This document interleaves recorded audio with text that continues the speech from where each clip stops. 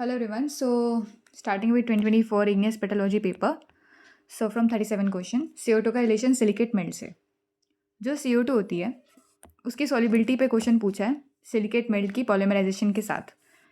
तो क्या होता है कि जो सॉल्युबिलिटी है CO2 की उसका क्या रिलेशन है पॉलीमराइजेशन के साथ. तो it refers to how interconnected silica tetrahedra is there in the melt. Low polymerisation तब होता है जब आपकी चेंज जो है वो कम हो. तो चेंज कम होगी तो मेल्ट जो है वो उसके अंदर बहुत ज़्यादा आइसोलेटेड सिलिका टेट्राहेड्रा होगा. आइसोलेटेड होंगे सिलिका टेट्राहेड्रा अलग अलग अलग अलग. और ये भी यूजुअली उस केस में होता है लो पॉलीमराइजेशन बेसाल्टिक मैग्मा के केस में होता है जिसके अंदर सिलिका कंटेंट होता है. वहीं पे कैटनेशन कम होगा, वहीं पे आपकी नॉन ब्रिजिंग ऑक्सीजन जो है वो ज़्यादा बढ़ जाएगी. तब जब नॉन ब्रिजिंग ऑक्सीजन बढ़ जाएगी and it creates site CO2 के लिए ताकि वो वहाँ केमिकली डिजॉल्व कर सके और कार्बोनेट आयन बनाए. जब हाई पॉलीमराइजेशन होती है, लॉन्ग चेन्स होती है, तो ऐसा मेल्ट होता है आपका सिलिका रैलिटिक मैग्मा होता है. इसमें बहुत सारे इंटरकनेक्टेड SiO2 होते हैं, ठीक है. And melts have fewer non bridging oxygen present in it, जिसके अंदर वजह से कोई वेकेंट साइट जो है वो नहीं बनती. तो बेसिकली क्या रोल होता है जो आपका, अगर मैं आपको सरल भाषा में बताऊँ तो यानी कि जैसे आपका लॉन्ग चेन्स हैं तो इसके अंदर आपकी जो इंटरकनेक्टेड सिलिका टेट्राहेड्रा है, लेकिन अगर शॉर्ट चेन्स है इसके अंदर आपके आइसोलेटेड सिलिका टेट्राहेड्रा है. इसके अंदर आपके नॉन ब्रिजिंग ऑक्सीजन होते हैं, इसमें नहीं होते नॉन ब्रिजिंग ऑक्सीजन. जिसमें नॉन ब्रिजिंग ऑक्सीजन होते हैं उसमें CO2 कंटेंट जो है वो हाई हो जाता है. That becomes high, okay, because CO2 reacts with oxygen present in it and it results in formation of carbonate ion. ठीक है. सो ये एक फैक्टर होता है कि लो पॉलीमराइजेशन में चेन्स छोटी होती हैं, आइसोलेटेड सिलिका टेट्राहेड्रा होता है, नॉन ब्रिजिंग ऑक्सीजन होते हैं, CO2 ज़्यादा डिजॉल्व होता है. और भी रीजंस हैं. और क्या रीज़न है? और रीज़न ये है कि जब आपका मैफिक मेल्ट जो है, मैंने आपको बताया था कि ये आपका बेसाल्टिक मेल्ट्स में ऐसी कंडीशन होती है जिसके अंदर कैटनेशन कम होता है, मतलब पॉलीमराइजेशन कम होता है. तो यहाँ पे मैफिक मेल्ट जो है हॉटर होते हैं and more fluid then there is more fluid, it is more fluid then felsic. इसकी विस्कोसिटी कम होती है, फ्लूइडिटी ज़्यादा होती है, हाई टेम्परेचर भी होता है इनका, तो जिसकी वजह से CO2 जो है वो ज़्यादा इंक्रीज़ हो जाता है. यहाँ पे विस्कोसिटी तो मैंने बताया था कि लो पॉलीमराइजेशन मेल्ट की लोअर विस्कोसिटी होती है और फिर वो CO2 is allowing CO2 to diffuse more readily. So CO2 has lower solubility in melts with high polymerization and CO2 has higher solubility in melts with low polymerization. These both statements are correct and that's why in UPS exam these both statements were given as a correct answer. Now coming to the 38th question, the best non-synthetic analog of mental. अब analogue of mental क्या होता है? Analogue of mental होता है कि mental composition क्या होता है कि आपका जो मेंटल है, ठीक है, वो इनएक्सेसिबल है हम लोगों के लिए. हम उसको एक्सेस कैसे करते हैं? हम उसको करते हैं कि मान लो कि ऑफिलाइट्स के फॉर्म में आ गया, ठीक है, लहरजोलाइट की फॉर्म में आ गया, मतलब इस तरह से हमें वो पेरिडोलाइट, ये सब हमें इस तरह से हम उसको एक्सेस करते हैं. हमें मेंटल की composition in group of rock से पता लगती है. डायरेक्ट वहाँ जाके हम ड्रिल करके खोद के हम नहीं पता कर पाते. तो इस प्रोसेस को और इजीली अंडरस्टैंड करने के लिए कि हमने क्या किया, हमने सिंथेटिक एनालॉग बनाया. सिंथेटिक मतलब एक नेचुरल एनालॉग होता है और एक सिंथेटिक एनालॉग होता है मेंटल का. हमने सिंथेटिक बनाया ताकि हमारा काम और आसान हो जाए. तो अर्थ मेंटल कॉम्पोजिशन जो है वो काफ़ी कॉम्प्लेक्स होती है और primarily it is studied by using both natural sample like peridotite जो है वॉल्केनिक सरफेस के ऊपर आ जाता है, तो ये नेचुरल एनालॉग होता है, नेचुरल सैम्पल होता है. ठीक है. नाउ टॉकिंग अबाउट द पायरोलाइट, मतलब ये ऑप्शन तो आपका पहले ही कट गया क्योंकि ये नेचुरल सैंपल है एंड सिंथेटिक के बारे में पूछो तो इन तीनों से हम पता कर सकते हैं. पायरोलाइट क्या होता है? पायरोलाइट एक थियोरेटिकल सिंथेटिक एनालॉग होता है, ठीक है, जो कहता है कि भी हम अपर मेंटल की कॉम्पोजिशन को अच्छे से प्रेजेंट कर रहे हैं. पायरो होता है पायरोक्सिन जो कि मेंटल मिनरल है, और लाइट किससे लिया है? पेरिडोडाइट से लिया है, that is rock in upper mantle. किस रेशो में प्रेजेंट होता है? 3:1 की में प्रेजेंट होता है. 3 parts of peridotite is there and 1 part of basalt is there. So partial melt is something is a product of mantle and ये ratio basically approximate करती है हमारी मेंटल अपर मेंटल कॉम्पोजिशन को. पायरोलाइट क्यों इंपॉर्टेंट है? पायरोलाइट important है क्योंकि ये हमें मेंटल मॉडल हमें देता है. 410 किलोमीटर में जो कॉम्पोजिशन है अपर मेंटल का उसके बारे में बताता है. ठीक है. मिनरल फेजेस इन पायरोलाइट क्या है? शैलो डेप्थ पे तो olivine, orthopyroxene, clinopyroxene, spinel, and greater depth पे वही आपका वेल्डसाइट, ट्रिंगोडाइट, ये सब बन जाएगा. अब रही बात पायरोलाइट की ओर। पायरोलाइट जो है वो पार्शियल मेल्टिंग के अंदर हो जाता है और प्रोड्यूस करता है बेसाल्टिक मैग्मा। रेसिडुअस सॉलिड्स जो हैं remains in peridotite and similar to ophiolite and mantle xenolith. Now spinel lherzolite and garnet lherzolite. Spinel lherzolite is something that is present at shallow depth, that is at shallow mantle, and garnet lazulite is something that is present at deeper part of the mantle. ठीक है, ये इनके अंदर major difference है। और ये पेरिडोडाइट के दोनों पार्ट हैं, सब टाइप्स हैं। ठीक है, इसमें स्पिनल ज़्यादा है, इसमें गार्नेट ज़्यादा है। तो स्पिनल गार्नेट की डेप्थ के हिसाब से पता कर सकते हैं कौन सा शैलो है और कौन सा डीप पे है। ठीक है, इसके अलावा we have what also garnet lherzolite is something that is rich in pyrope. कौन सा टाइप ऑफ गार्नेट रिच है, ये भी क्वेश्चन आ सकता है। तो ये पायरोप है। Pyrope is magnesium laden garnet. Okay, so this are types of peridotite and I already told you. Okay, now coming to the peridotite. ये तो मैंने बताया था कि ये आपका शैलो से लेके डीप मेंटल तक दोनों हर जगह से प्रेजेंट है। ओलिविन, पैरोक्सिन, स्पिनल, गार्नेट सब है इसके अंदर। अपर मेंटल बताता है, अल्ट्रामैफिक रॉक है। और बेसिकली ये ऑफिलाइट्स के अंदर हमें इजीली एक्सेसिबल होता है। इसी का ही पार्ट है लैटरलाइट भी, हर्ट्ज़बर्गाइट भी और डूनाइट भी। So pyrolite is the synthetic analog of mantle composition. Now coming to the 39 question. Ultramafic ये आपका उस पर दे दिया है, आपके ट्रायंगल शेप टर्नरी ग्राफ पे, टर्नरी डायग्राम के बेसिस पे दे दिया है दैट CPX और clinopyroxenite, orthopyroxenite and all and olivine. तो उसके बेसिस पे और आपको पूरा मॉडल दे दिया है। तो इसका ट्रायंगल है, उसको अच्छे से आप देख लेना। Ultramafic rock contains modal values of olivine, orthopyroxene, clinopyroxene and spinel. Orthopyroxene है 50%, ओलिविन है 50%, ऑर्थोपायरोक्सिन 30%, क्लाइनोपेरोक्सिन 12% और स्पिनल 8%। तो इनमें से कौन सी कंडीशन जो है वो सेटिस्फाई हो रही है, सवाल ये है। So when we have the clinopyroxene in a system, ठीक है, तो आप इन सबको देखिए, वेबस्ट्राइट, लैटरलाइट, हर्ट्ज़बर्गाइट, ट्रॉक्टोलाइट तो वैसे ही आउट हो जाएगा, बता दूंगी क्यों। जब आपका क्लाइनोपेरोक्सिन प्रेजेंट होता है ना, so it's a distinguishing feature lherzolite के लिए। Lherzolite is the one that contains orthopyroxene भी, क्लाइनोपेरोक्सिन भी in good amount and olivine भी। तो ये की फीचर होता है। स्पिनल मतलब ये सारे हमारे पेरिडोडाइट्स ही हैं। You should know that is all are peridotites. लेकिन क्लाइनोपेरोक्सिन जिसमें ढंग से प्रेजेंट हो वो है लैटरलाइट। ठीक है, इसमें आपका OPX CPX दोनों होंगे। पार्शियल मेल्टिंग ऑफ लैटरलाइट जो है, जब लैटरलाइट की पार्शियल मेल्टिंग होती है वही आपका हर्ट्ज़बर्गाइट और डूनाइट बनाता है। ये भी एक पॉइंट आप ध्यान रखिएगा कि इनकी पार्शियल मेल्टिंग से ये बनता है। वेबस्ट्राइट में ऑर्थोपेरोक्सिन, क्लाइनोपेरोक्सिन होते हैं बट ओलिविन जो है वो नहीं होता है। ठीक है, हर्ट्ज़बर्गाइट जो कि आपके लैटरलाइट की पार्शियल मेल्टिंग से ही बना है, इसके अंदर आपका ओलिविन होता है, ऑर्थोपेरोक्सिन होता है, क्लाइनोपेरोक्सिन भी होता है लेकिन सिर्फ 5% होता है। ट्रॉक्टोलाइट एक प्लूटोनिक रॉक है। ये गैब्रोइक सीरीज़ का पार्ट है। इसमें ओलिविन प्लाजिकलेस होगा लेकिन कोई क्लाइनोपेरोक्सिन, ऑर्थोपेरोक्सिन नहीं है। ये गैब्रोइक सीरीज़ का पार्ट है। सो उस टेबल का, उस ग्राफ का आप देख लीजिएगा, आपको पता लग जाएगा। बाकी मैंने आपको बता ही दिया है। Stocks and batholiths primary distinguish on the basis of what. Stocks और बैथोलिस के बारे में आपको पता होना चाहिए। बैथोलिथ क्या है? बैथोलिथ एक लार्ज इरेगुलर सा इंट्रूसिव इग्नियस बॉडी है। 100 किलोमीटर स्क्वायर से ज़्यादा एरिया बैथोलिथ जो है वो कवर करता है। फेल्सिक से इंटरमीडिएट रॉक, इसके अंदर होते हैं गार्नेट, ग्रेनोडायराइट, डायराइट। ये डीप इन क्रस्ट प्रेजेंट होते हैं। स्लो कूलिंग होती है, crystallisation of magma billions of years तक। ये सॉलिडिफाइड रेमिनेंट्स होते हैं एक लार्ज मैग्मा चैम्बर का। तो ये मैंने आपको बैथोलिथ के बारे में बताया। स्टॉक्स क्या होते हैं? स्टॉक्स भी एक स्मॉल साइज में फ़र्क है दोनों के।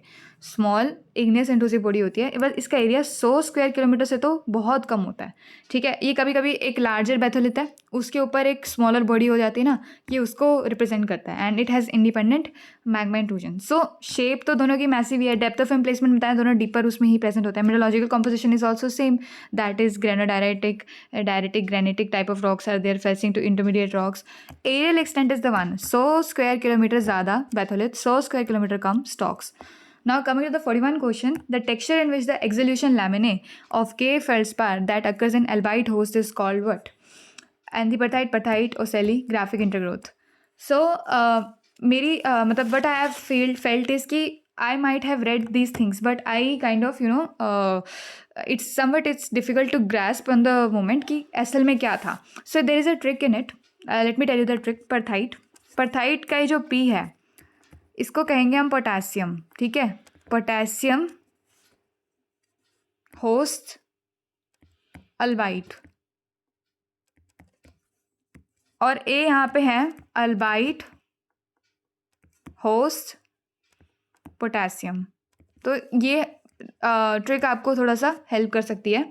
तो मैंने आपको बता दिया कि ये इनमें फ़र्क है। तो अब एक्सिलेशन लैमिने ऑफ के फेल्ड्स्पार अकर करते हैं अल्बाइट में, यानी कि अल्बाइट होस्ट दी के स्पार दैट इज़ एंटीपरथाइट। सो ये आपका क्वेश्चन इसी ट्रिक से सॉल्व हो जाएगा, बट हम इसको डिटेल में पढ़ेंगे। सो क्या बोल रहे हैं, texture form by exsolution lamellae of feldspar mineral. ठीक है, एक्सिलेशन क्या होता है? एक्सिलेशन तब होता है जब आपका एक सिंगल होमोजीनियस मिनरल है वो अनस्टेबल हो जाता है लो टेम्परेचर के अंदर, फिर वो दो डिस्टिंक्ट मिनरल फेजेस में सेपरेट आउट हो जाता है और फिर वो लैमेले बनाता है थिन लेयर्स की, जब उनका आपस में एक टेक्सचर फॉर्म होता है। सो एंटीपरथाइट एंड परथाइट दोनों एक्सिलेशन लैमेले टेक्सचर्स हैं। एंटीपरथाइट मैंने बता दिया कि आपका ए यानी कि एल्बाइट होस्ट कर रहा है आपके पोटेशियम को। So K spar forms thin exsolution lamellae within the albite. So texture develops due to unmixing of feldspar during cooling and solid solution with albite and orthoclase. The potassium rich is the orthoclase. कभी कभी वो orthoclase भी डाल देते, तो आप confuse मत होना, orthoclase भी वही है बात। हाई टेम्परेचर पे क्या होता है, सोडियम और पोटेशियम जो है वो सॉलिड सोल्यूशन बना देते हैं, लेकिन जैसे ही टेम्परेचर कम हुआ ये सॉलिड सोल्यूशन जो है दो फेजेस में टूट जाता है, जिसके अंदर के स्पार हो जाता है अलग, यानी कि ऑर्थोक्लेस हो जाता है अलग और अल्बाइट हो जाता है अलग। ठीक है, perthite is totally opposite of that of antiperthite. एक को याद कर लो, दूसरे वाला अपने आप याद हो जाएगा। ओसेली क्या होता है, ओसेली एक राउंडेड आई शेप पैचेस होते हैं मिनरल्स के, ये हमें इग्नियस रॉक के अंदर मिलते हैं जैसे कि डोलराइट और बेसॉल्ट्स के अंदर। So it's totally different concept. Graphic intergrowth, इसके बारे में मैं अच्छे से आपको एक्सप्लेन करती हूँ। ओके, सो या ग्राफिक इंटरग्रोथ क्या है? ग्राफिक इंटरग्रोथ एक ऐसा टेक्सचर होता है जो कि simultaneous crystallization of quartz and plagioclase से बनता है। साइमल्टेनियस क्रिस्टलाइजेशन हो रही है किसकी? क्वार्ट्ज की और प्लेजियोक्लेस की। ठीक है, ये पैटर्न्स बनाते हैं जो कि क्यूनिफॉर्म राइटिंग को रिजेंबल करते हैं। ऑफन जो ग्राफिक इंटरग्रोथ है ये आपके पेग्माटाइट्स में देखे जाते हैं। अब आप सोचेंगे कि ये पेग्माटाइट्स नई टर्म क्या है? पेग्माटाइट्स कुछ नहीं है, इसकी खास बात होती है कि इसके जो साइज ऑफ दिस framework है, that is all this grains and framework and whatever minerals, it's more than 2.5 centimeter. It's very huge in size. It's very extremely coarse grain and it has interlocking crystal and it is formed. Basically pegmatites आपके कब form होते हैं? जब आपकी magma की crystallisation की final stage होती है, तो जो बचा कुछ आपका रिमेनिंग मेल्ट होता है वो इन्हें बनाता है। ठीक है, when water okay and volatiles reduces the viscosity of the melt, जिसकी वजह से रैपिड ग्रोथ हो जाती है लार्ज क्रिस्टल की। तो एंड में आपका जो वॉलेटाइल बचते हैं पानी वगैरह, वो विस्कोसिटी ऑफ मेल्ट को जो है रिड्यूस करते हैं, जिसकी वजह से लार्ज आपके साइज क्रिस्टल बनते हैं, रैपिड ग्रोथ होती है। पेग्माटाइट जो है फेमस किस लिए है कि इसके अंदर बहुत ज़्यादा रेयर मिनरल्स को ये होस्ट करता है, जैसे कि beryl, lepidolite, garnet, cassiterite, columbite, tantalite, uranium etcetera. So associated with granitic intrusion in orogenic belts and graphic intergrowth makes the graphic texture. Okay, and yeah, residual melt. So this is all about the graphic intergrowth. Now coming to the 42nd question, a porphyritic basalt contains phenocryst. तो आपके एक पोरफायरिटिक basalt है। पोरफायरिटिक texture की क्या खास बात होती है? Large grain texture are present within the small grain texture, जिस इसकी पहचान होती है। So phenocryst of plagioclase is surrounded by glassy ground mass. बोल रहे हैं कि प्लेजियोक्लेस ने सराउंड किया गया है किससे? ग्लासी ग्राउंड मास से। Which one of the following statement on the petrogenesis of the basalt is correct? अब बोल रहे हैं कि बेसॉल्ट की पेटोजेनेसिस पे कौन सी स्टेटमेंट करेक्ट है? Both plagioclase and ground mass crystallize at deeper level, that is not possible. Both plagioclase and ground mass formed during the eruption of the basalt, not possible. Plagioclase is something that crystallized at the deeper level, while ground mass is something that is formed at the shallow depth. That is right. Plagioclase crystallized at shallow depth, no, that is not possible. So I've already told you, porphyritic is formed by two distinct stages of cooling. Slow cooling at the depth. Plagioclase is something that crystallizes into large, well-formed crystal that is known as phenocryst. and rapid cooling near the surface, so there is a remaining melt and they rapidly quench from the fine grained or glassy ground mass. So statement C satisfies us. 43 question is the one that has answer of anorthite, diapside and phosphite. I'm not very good at ternary phase diagram, so I will let you know once in the short video about this question, but for right now it's anorthite, diapside and phosphite. Now coming to the 44 question, Bowen's reaction series, which one of the following represents the correct order of crystallization of mineral? This mineral के crystallization का correct order OPAB, कुछ इस तरह से आप याद कर सकते हैं डिसकॉन्टिन्यूस रिएक्शन सीरीज के बारे में, ठीक है। डिसकॉन्टिन्यूस ब्रांच है ये आपकी बोवेन्स रिएक्शन सीरीज की, एक कॉन्टिन्यूस होती है और एक डिसकॉन्टिन्यूस होती है, डिसकॉन्टिन्यूस OPAB है। सो इन पायरोक्सिन भी आप ये याद रखिएगा कि आपके पहले मैग्नीशियम वाले होते हैं, फिर मैग्नीशियम और कैल्शियम वाले होते हैं, यानी कि पहले आपके होते हैं ऑर्थोपायरोक्सिन और फिर आपके होते हैं क्लाइनोपायरोक्सिन। ये अब मुझे लगता है कि अगले सवाल यही ना पूछ लें कि अच्छा OPAB है तो PA के अंदर MA और वो कैसे, तो it's simple as that magnesium that orthopyroxene and then clinopyroxene OC कुछ इस तरह से आप याद कर सकते हैं।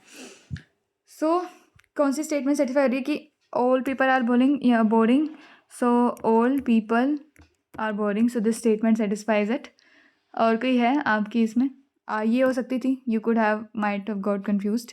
सो या now coming to the 45th question, which one of the following mechanism facilitates separation of crystal and liquid when the amount of trapped intercumulus liquid between cumulate minerals is more than 60% volume? So बोल रहे हैं कि कौन सा mechanism follow होगा crystal और liquid में जब आपका ट्रैप्ड लिक्विड जो है वो ऑलमोस्ट 60% से ज़्यादा, यानी कि भर भर के इसमें लिक्विड प्रेजेंट है। So in magmas, when crystals are formed, they are surrounded by molten liquid. Sometimes a lot of liquid, like more than 60%, remains trapped between the crystals. Okay. Under such conditions, this specific process separate liquid from the crystal. So there is a separating out of the liquid from the crystal. That process.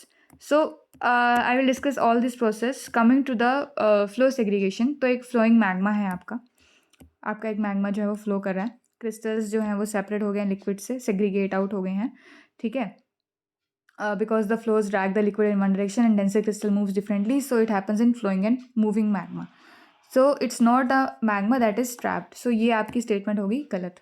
Filter pressing क्या होता है? Filter pressing एक ऐसा magma chamber है आपके पास, ठीक है, crystals जो हैं टाइटली पैक्ड हो रखे हैं together due to pressure compaction और बीच में मेल्ट लिक्विड भी प्रेजेंट है, वो हो रहा है स्क्वीज आउट, ठीक है। It happens in magma when there is a lot of liquid and crystal framework is soft enough to deform. So that is filter pressing. Filter pressing is something that happens when there is more amount of liquid present in it. Gravity settling क्या होता है कि denser liquid जो है वो sink कर जाते हैं bottom में और magma chamber में due to gravity, और ऊपर रह जाते हैं आपके light वाले, and it happens when low liquid content is there. जब अगर लिक्विड ज़्यादा होगा तो क्रिस्टल्स तो कभी सेटल आउट हो नहीं पाएंगे, they will keep moving like fluid, so gravity settling is also out. Grain dispersive pressure is a process that is happens and it requires strong turbulence, so that is also ruled out. Now coming to the 46th question, which one of the following given trace element ratios can be used to discriminate olivine fractionation from CPX fractionation? बोल दिया कि trace element का ratio दे दिया है, इसके बाद हमें discriminate करना पड़ता है ओलिविन फ्रैक्शनेशन को क्लाइनोपायरोक्सिन, मतलब ओलिविन का फ्रैक्शनेशन और क्लाइनोपायरोक्सिन का फ्रैक्शनेशन पता करने के लिए, डिस्क्रिमिनेट करने के लिए कौन सा रेशियो यूज़ होता है। सो ट्रेस एलिमेंट रेशियो जो है, जब मैग्मा कूल होता है तो आपके मिनरल्स होते हैं ऑर्थोपायरोक्सिन, क्लाइनोपायरोक्सिन, जैसे कि OPAB मैंने बताया ही था, ऑर्थोपायरोक्सिन एंड क्लाइनोपायरोक्सिन। तो ये आपके क्रिस्टलाइज होते हैं, जो कि स्पेसिफिक एलिमेंट लेते हैं मैग्मा से क्रिस्टलाइज होने के लिए, उनका क्रिस्टल स्ट्रक्चर बनाने के लिए। This selective incorporation of element, it creates a unique signature in the magma and can be identified using the trace element ratio. So in this case it will be nickel and chromium. Olivine जो है वो favour करती है निकल का incorporation during crystallisation. जैसे olivine form होएगा, निकल उसके अंदर जाके क्रिस्टलाइज हो जाएगा और मेल्ट में डिक्रीज हो जाएगा, ठीक है। इसके बाद क्लाइनोपायरोक्सिन जो है वो प्रेफरेंशली इनकॉर्पोरेट करती है क्रोमियम को उसके सोल्यूशन स्ट्रक्चर में। तो ये आपका ये ऐसे है, ठीक है। इसके अलावा अगर आपकी हाई निकल क्रोमियम रेशियो है, यानी कि निकल हाई है आपके मेल्ट में, olivine it indicates the olivine fractionation because olivine removes nickel from the melt but leaves chromium relatively unaffected. जब आपका लो NiCr है तो इंडिकेट्स करता है कि क्लाइनोपैरोक्सिन अच्छे से फ्रैक्शनेशन हुआ है उसका, और CpX रिमूव करता है क्रोमियम को, लेकिन निकल रहता है अनइफेक्टेड। तो ये भी हाई और लो है, तो हाई है तो ओलिविन का फ्रैक्शनेशन हुआ है, लो है तो आपका क्लाइनोपैरोक्सिन का फ्रैक्शनेशन हुआ है। अब दूसरी रेशियोज़ के बारे में भी पता कर लेते हैं, जब हमने इतना ही कुछ पता कर लिया तो La लैंथेनियम एंड डेल्ट्रियम जो है ReEE के बारे में बताता है, ये मैग्मा सोर्स के करेक्टरिस्टिक के बारे में बताता है, ठीक है। पोटेशियम एंड रुबीडियम जो है ये आपके LiLe होते हैं, और ये आपके एल्कली फेल्ड्स्पार को स्टडी करने के लिए काम आता है। Sr and Ba is something that partition strongly into feldspar, that is plagioclase feldspar and K feldspar, so it's used to study the fractionation of the K feldspar। so अगली बार अगर question है कि K feldspar की fractionation को study करने के लिए क्या काम आता है, that is this is for the olivine and clinopyroxene. Now coming to the 47 question, I guess इसमें आपको थोड़ा सा टाइम लगेगा, so let me just explain 48 question first. So बोल रहा है कि इनमें से कौन सा पोटेसिक ग्रुप ऑफ रॉक नहीं है, तो यानी कि इसमें से 3 पोटेसिक ग्रुप ऑफ रॉक हैं। पोटेसिक ग्रुप ऑफ रॉक होते हैं इग्नियस रॉक, जिनके अंदर हाई अमाउंट ऑफ पोटेशियम जो है वो प्रेजेंट होता है, और उसके अंदर के रिच मिनरल्स होते हैं प्रेजेंट, जैसे कि ऑर्थोक्लेस फेल्ड्स्पार, बायोटाइट, लूसाइट, सैनिडाइन। सो सबडक्शन जोन्स और मेंटल ड्राइव मैग्मा से प्रेजेंट होता है। लैम्प्रोइड्स मैंने बताया था कि ये आपके पोटेसिक वोल्केनिक रॉक होते हैं, एंड इट इज़ राइव from the mantle melt, it present in extension and rifting zone.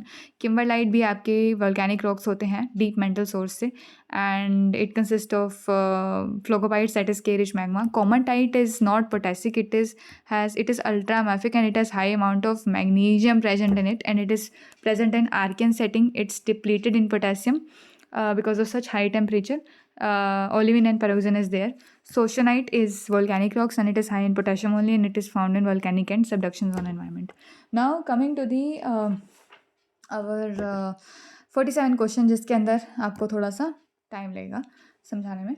So consider the following diagram related to Rayleigh fractionation. Rayleigh fractionation के ऊपर क्वेश्चन पूछा हुआ है, बोल रहे हैं कि एनरिचमेंट डिप्लीशन का आपका एनरिचमेंट और डिप्लीशन का हमें रेशो दिया है Cl of the trace element in a crystal magma related to the concentration of original melt. तो आपको Cl/Co के रेशो दे दिया है इस तरफ, और आपको फ्रैक्शन ऑफ मैग्मा रिमेनिंग दे दिया इस तरफ, और 4 कर्व दे दिए, और रेले फ्रैक्शनेशन का कंसेप्ट यहाँ पे लग रहा है। अब आपको स्टेटमेंट चूज़ करनी है एलिमेंट 1 एंड 2। अब इनकम्पैटिबल कंपैटिबल का भी इन्होंने रेले फ्रैक्शनेशन के साथ रिलेशन बना दिया है, तो ये स्टेटमेंट एक दूसरे की वाइसा वर्सा है। Elements 1 and 2 are incompatible, element 4 is compatible. Element free partitions are equally into solid melt while elements partition preferentially into melt. So अगर हम यहाँ पे कॉमन सेंस यूज़ करें तो ये वैल्यू है 1। अब 1 से 2 पर जो होंगी, either it will be, if you are not that clear, either it will be compatible or incompatible, और जो 4 होगी ये भी, और जो 3rd होगी ये तो 1 के बराबर ही है, तो ये तो neither incompatible nor compatible। सो ये दोनों स्टेटमेंट तो यहीं पे आप हटा दी, ठीक है। इसके बाद आप ये देख सकते हैं कि element 1 and 4 are incompatible and 4 is incompatible. अब आप इन दोनों स्टेटमेंट के अंदर आप थोड़ा सा कंफ्यूज सकते हैं, बट हम आपको उसको क्लियर करेंगे। सो ओके, अब आप आराम से बैठ जाइए और मैं आपको ये कंसेप्ट बताती हूँ। Cl/Co, Cl क्या है? आपका स्पेसिफिक ट्रेस एलिमेंट का कंसंट्रेशन इन द मेल्ट, ठीक है। जब कुछ क्रिस्टल्स फॉर्म हो गए हैं तो आपके जो रिमेनिंग मेल्ट है उसमें ट्रेस एलिमेंट का कंसंट्रेशन, ओरिजिनल तो है कि ओरिजिनल आपका मेल्ट था, उसमें ट्रेस एलिमेंट का कितना कंसंट्रेशन प्रेजेंट है क्रिस्टलाइजेशन स्पेक्ट्रम में, यानी कि आपका एक मैग्मा चैम्बर है, ठीक है। इससे कुछ क्रिस्टल्स जो है वो क्रिस्टलाइज हो गए, ठीक है, और ये बचा हुआ है। तो ये बचा हुआ जो है इसके अंदर जो ट्रेस एलिमेंट का कंसंट्रेशन प्रेजेंट है वो तो है Cl, और जो ओरिजिनल था ये है Co। आई गेस यहाँ तक क्लियर होगा। सो जो रिमेनिंग मेल्ट है original melt, okay I told you this. उसके बाद आपके जो प्रॉब्लम कहाँ से शुरू होती है? प्रॉब्लम शुरू होती है आपकी Cl/Co रेशो का 1 के साथ रिलेशन, ठीक है। अब अगर Cl/Co रेशो ज़्यादा है 1 से, तो यानी कि आपके ट्रेस एलिमेंट का कंसंट्रेशन जो है आपके मेल्ट में, रेसिडुअल मेल्ट में ज़्यादा है, तो यानी कि आपके एलिमेंट्स जो हैं मेंटल में एनरिच्ड है, they are staying in the liquid, it is incompatible when something is wanting to stay in the liquid, that is incompatible.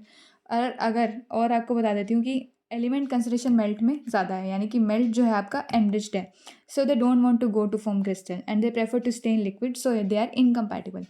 When the ratio is like कि Cl/Co ratio is less than 1, so that is something कि element concentration melt के अंदर कम है, यानी कि जो आपके elements है वो बाहर भाग गए क्रिस्टल्स बनाने के, लिक्विड फेज छोड़ दिया, तो उसको Cl/Ca रेशो कहेंगे, ठीक है। And they are preferring to stay in the solid, so they are compatible. Incompatible is something that wanting to stay in the melt, and compatible joins the crystal. ये तो मैंने आपका मतलब आपको इस रेशो से मैंने आपको रिलेशन बता दिया। अब आपसे कभी कभी ऐसे भी पूछ लेता है वो कि relation to compatibility, behaviour on element depends partition coefficient के बेसिस पे। पार्टीशन कोफिशिएंट को वी डिनोट बाय डी। तो अगर डी की वैल्यू जो होती है वो होती है CS/Cl। CS/Cl is concentration of element in solid, concentration of element liquid. If the concentration of element in solid is more, the D value would be greater than 1, so that would be a compatible element. But for following the Cl/Co ratio would be less than 1, because यहाँ पे तो आप किसकी preference दे रहे हैं, यहाँ पे आप लिक्विड में जो आपका रेसिडुअल लिक्विड है उसमें आपका एलिमेंट प्रेजेंट है नहीं है, तो उसमें तो नहीं है क्योंकि वो सारे सॉलिड में भाग गए, तो इसमें नहीं होंगे, तो ये उसका अपोजिट होगा, डिप्लीशन हो जाएगी मेंटल के अंदर। इसके अलावा आई होप यहाँ तक क्लियर है। इसके अलावा जो आपके इनकम्पैटिबल होते हैं, तो यानी कि D is equal to CS/Cl, यानी कि लिक्विड की रेशियो जो है ज़्यादा है तो D जो है उसकी वैल्यू होगी लेस देन 1। तो ये आपके मेल्ट में रहना चाहते हैं और ये क्रिस्टली एफिशिएंटली क्रिस्टल नहीं बनाते हैं। और इसके अंदर Cl/Co जो रेशो है तो that would be more than 1, because there is enrichment in mantle. वो तो लिक्विड में ही पड़े हुए ना, कहीं क्रिस्टल बनाने जा ही नहीं रहे, एक दूसरे का उल्टा। और एक होता है न्यूट्रल केस, जब वैल्यू हो जाती है 1 के बराबर। इसके अंदर एलिमेंट्स जो हैं वो रफली पार्टीशन हो जाते हैं क्रिस्टल्स में भी और मेल्ट में भी, और Cl/Co भी ऑलमोस्ट 1 के बराबर होता है, सो दे रिमेन रिलेटिवली कांस्टेंट। तो अगर मैं क्रक्स पे जाऊँ तो क्रक्स ये होगा कि आपका जब D ग्रेटर देन 1 होगा तो आपका Cl/Co जो है वो लेस देन 1 होगा, और जब D ग्रेटर देन 1 होगा तो वो होगा कंपैटिबल। लेकिन ये Cl/Co अगर लेस देन 1 है, so your product is wanting to remaining so if Cl/Co is less than 1, so your product is wanting to make more crystals. Cl is bit depleted in the trace elements, that's why it's less than 1.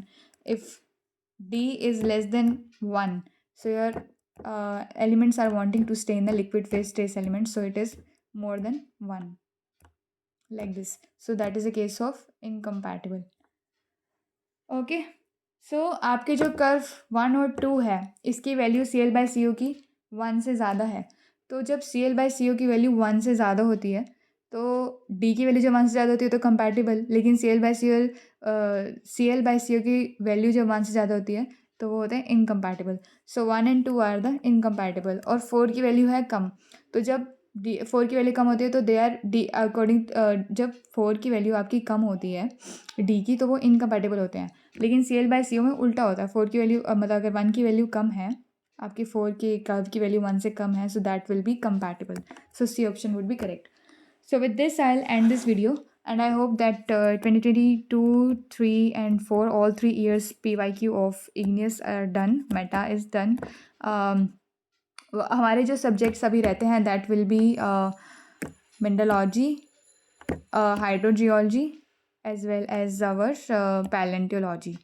So paleo is not something that I'll be covering because it's not a subject that I know much about to solve the PYQs. Mineralogy I can try, and hydrogeology I can try.